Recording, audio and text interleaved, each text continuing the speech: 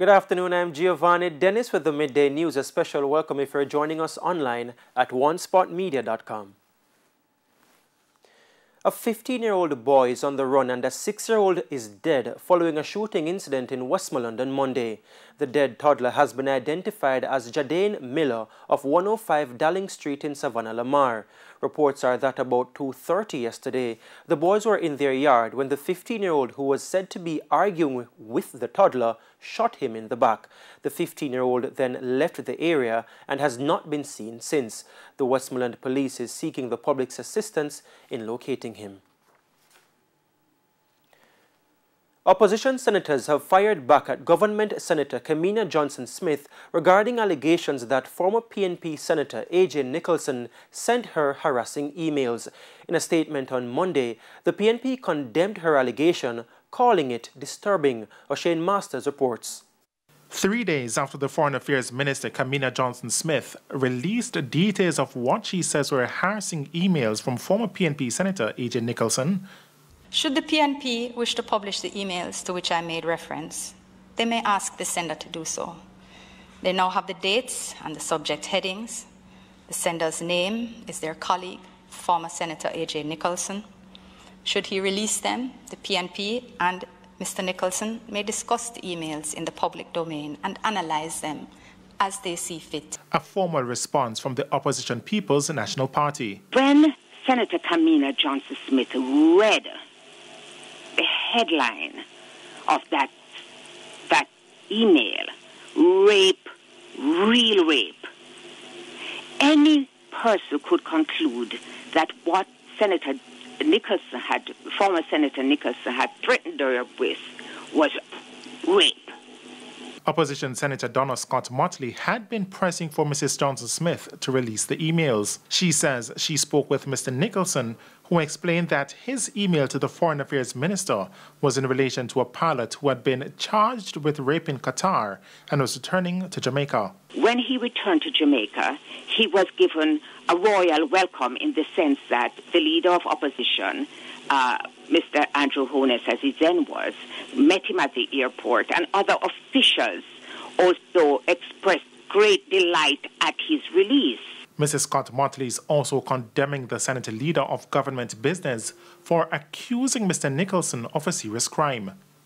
When she spoke on April 23rd, she said the police was satisfied that it was a cyber crime. That is a very serious allegation to make against anybody, indeed against your own colleague who sits across the aisle.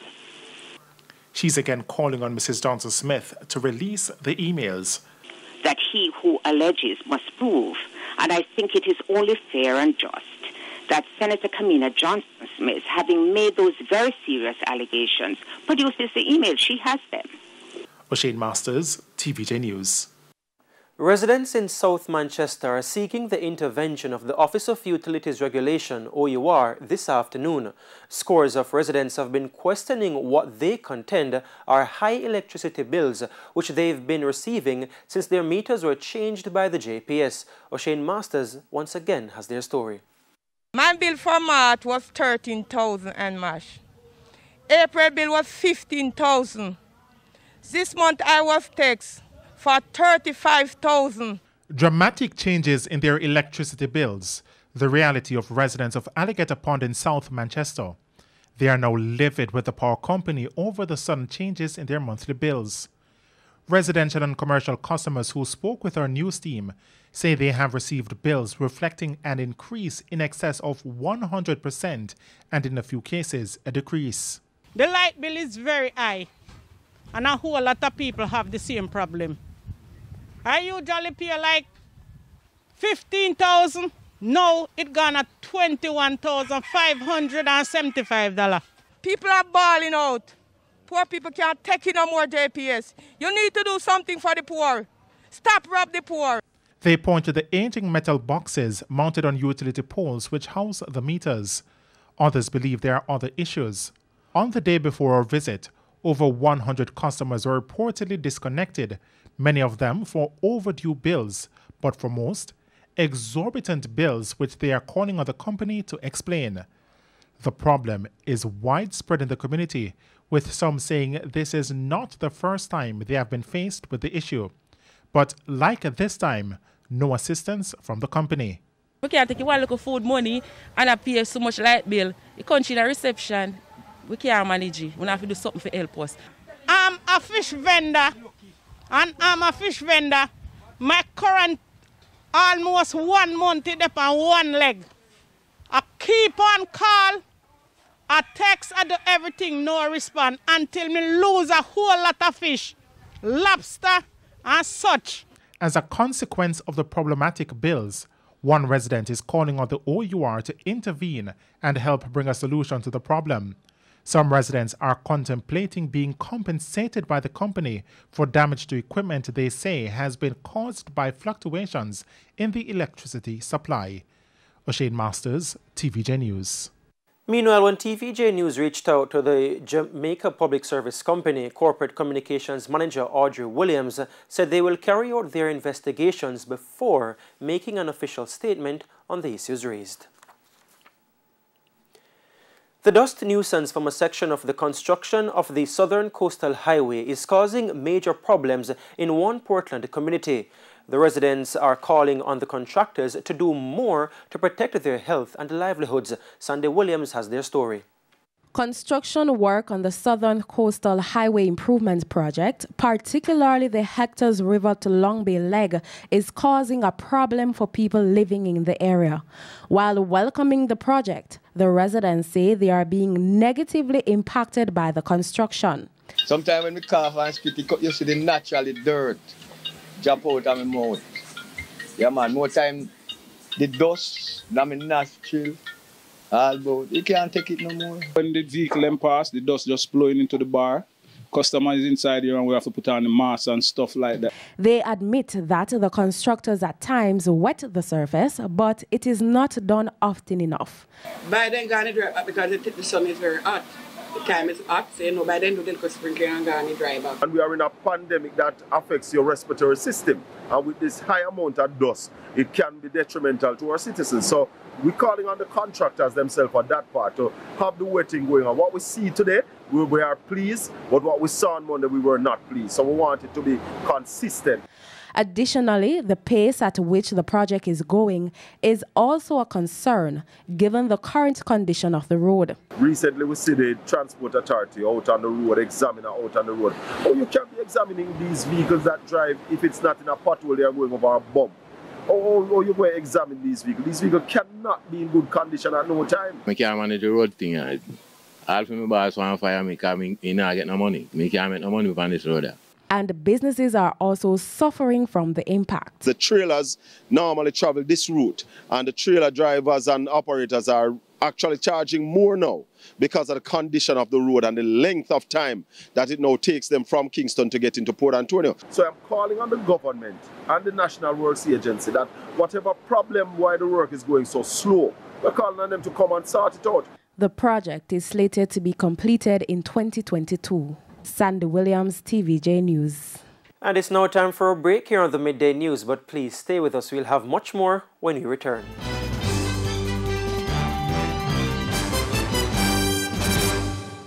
Welcome back. We're continuing the news. 15 deaths were recorded from COVID-19 on Monday. 9 were from Manchester, 2 from Westmoreland, 2 from St. Catherine, 1 each from St. Thomas and Kingston and St. Andrew. 2 of the deaths were previously under investigation. The COVID-19 death toll is now 878. 83 new cases were confirmed on Monday. The country's overall case count is now 47,479. The country's COVID-19 positivity rate now stands at 13.2%. In the meantime, 153 persons are hospitalized with the respiratory illness.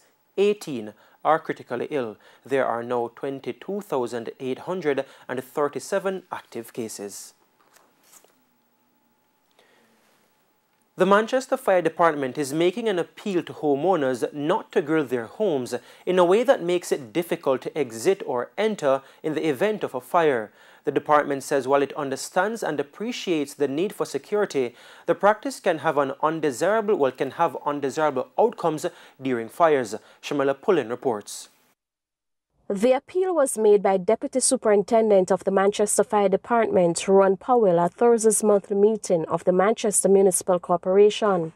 His appeal was prompted by the death of a senior citizen in a house fire in Fairbanks Drive, Mandeville, recently. 70-year-old returned resident Yvonne Finley, who lived alone, died in the fire which destroyed her home on April 29. One of the things that we have also promulgated is that whenever you're constructing your house, in your bedroom, at least one of those windows is always left on a hinge.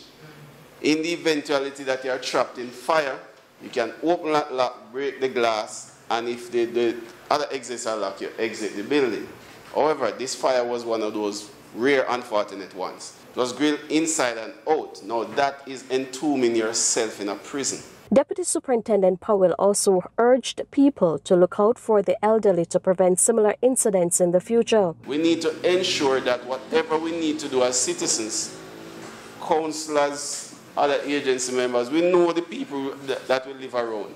Encourage family members to ensure that we protect our elderly as much as we protect the young. Because I believe if someone else was home that night with that lady, she would not have lost her life. Possibly. As she was all alone, we are still trying to figure out how she was in an enclosed house and a fire would have started. Meanwhile, the fire department is reporting an increase of 71 fire incidents during April. 50 of them were genuine. We are still plagued with malicious false alarm calls where persons think it's just fun to send the fire brigade go running somewhere. I don't know if they like to hear the siren or see the big red truck. False alarm with good intents.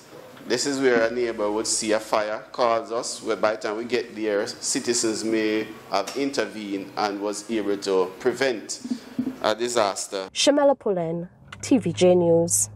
Still in Manchester, authorities in the parish will this week put plans in place to alleviate traffic congestion in Mandeville. The commanding officer for the Manchester Police and Mandeville's mayor addressed the matter at the recent meeting of the Municipal Corporation. Vashan Brown has the details. It's an issue facing almost every parish capital, traffic congestion. In Mandeville, a rapid increase in vehicular traffic, inadequate taxi and bus parks, and a growing construction industry have all contributed to the traffic nightmare in the town. Residents are frustrated. The authority them before never understand how the town did go expand. You know what I mean? So the town right now is expand away right now where too much care. It's just too much care right now, and then them find out say them can't control all the care right now. So what them need to do a Mandeville right now, I turn some two-way and one-way. Commanding officer for the Manchester Police, Superintendent Gary Francis, says the traffic congestion is a breeding ground for public disorder and criminal activities. Roadways are used for taxi stands, and as a result of that, it brings far more congestion to the town and make it even more complex to police. And those are some of the contributing factors that criminal elements take advantage of to rob unsuspected citizens and make getaways because of the level of congestion. Superintendent Francis argues that part of the solution relates to taxi operators. We have to find a way to rid the town of the level of congestion. And I propose that if we find alternate ways for parking for some of these public passenger vehicles, to avoid them coming to crowd the street, to crowd the already narrow roads, that will be a part of a solution. Meanwhile, Mayor of Mandeville, Donovan Mitchell, says a team including the National Land Agency will tour sections of the town to find the solutions. Next week, the Chief Engineering Officer, myself, and the NLA will do a visit just across here. There's a piece of land that we have leased just to look at the boundaries and to start to look at how soon we can start to expand that place. That will help us very well in this Nashville area. We're also awaiting a final document from the Ministry of Local Government in terms of what we call delivery hours in the town center. because that is one of our major problems. Vashan Brown, TVJ News. Now for the latest in business news, here's Cody and Barrett with the Business Minute. In the world of business, NCB Global Holdings is offering up to 2 million ordinary shares in Garden Holdings. The shares are being sold at $795 each. NCB says none of the net proceeds from the invitation will be payable to the company, as all the shares are being sold by the selling shareholders. The offer opens on May 31 and will close on June 11, subject to the sale of a minimum 1.5 million units. Goodyear Jamaica has announced a final payment of 65 cents per share that will be made to shareholders on record as at December 19, 2008. This payment will be made on May 21, 2021, subject to a 2% transfer tax. Agro Investment Corporation recently gained control of 9,000 acres of land for agricultural use.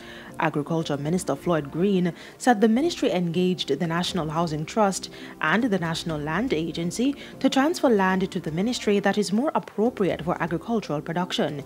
He stressed that sufficient arable land is critical to the nation's food security. Jamaica's total spending on imports fell, while earnings from exports increased in January relative to the similar period in 2020. Imports were valued at $461.7 million, a decline of 12.1%. The Statistical Institute of Jamaica Staten says the reduction was largely attributable to lower imports of consumer goods and transport equipment. And that's it for the Business Minute. I'm Cody Ann Barrett. In sports, 9-to-5 choice Rajon the Pilot made it look easy in the overnight allowance event, while even money favorite Mamacita completed a hat-trick of wins in landing the Drumbeat Trophy, both over the 5 straight course at Caymana Park on Monday. Denise Brown has our racing review. Denise Walters, that should be, has our racing review. Rajon the Pilot was kept just off the fractions behind headliners God of Love, Formal Gladiator and Circle in the 11-horse field. But when asked by 6-time former champion Omar Walker to run, the 5-year-old bay horse obliged with a furlong to go. Circle is running close to the leader right in the center. Laban on the far side with God of Love in a handy spot. Rajon the Pilot now begins to accelerate nearest to us as they thunder now toward the final furlong. It is Rajon the Pilot nearest to us. On the far side, Laban and God of Love. Circle in the middle needing to do more. Near to us now, that's Rassimanuel shaken up, and it is Rajon the Pilot driven to the max and holding that lead under the former champion Omar Walker. They won't catch Rajon the Pilot, winning easily in the end by almost 3. Rassimanuel ahead of Laban. Could be Unknown Soldier. Eagle 1 is in the center. Conditioned by Ian Passard, Rajon the Pilot came home in 58 2/5, winning by 2 lengths. Rajon the Pilot, I think he won well. You know, it looks as if he was right up in the front, kicked at the quarter pole and was able to hold on quite comfortable. So very happy. Meanwhile, the Dennis Price-trained Mamacita, who won comfortably, did most of the running in capturing the feature for a 3rd straight victory. As they sort themselves out and come charging up toward us, Boss Izzy the Grey further back against the fence. But Mamacita may just have the overall lead, continuing to tack to the stand side. Big Dream is challenging these two going at it. Toward the far side, Blue Attitude is there way over on the far side, Luminous Power. But it is Mamacita who has them off their legs at the moment. Inside the last furlong, Mamacita and Anthony Thomas is looking for another win on the card, and Mamacita is a clear and out in front and won't be caught drifting off a true line, but Mamacita runs home the winner by more than 3. Smoky Topaz second over Big Dream. Could be Blue At. Ridden by joint champion jockey Anthony Thomas, the 5-year-old bay mare won by 3 1/4 lengths in 1 minute and 3/5. Racing continues on Saturday. Denise Walters for TVJ Sports. And that's how we ride out of the midday news. I'm Giovanni Dennis. Join us at 7 for primetime news. On behalf of the news, sports and production teams, have a good afternoon.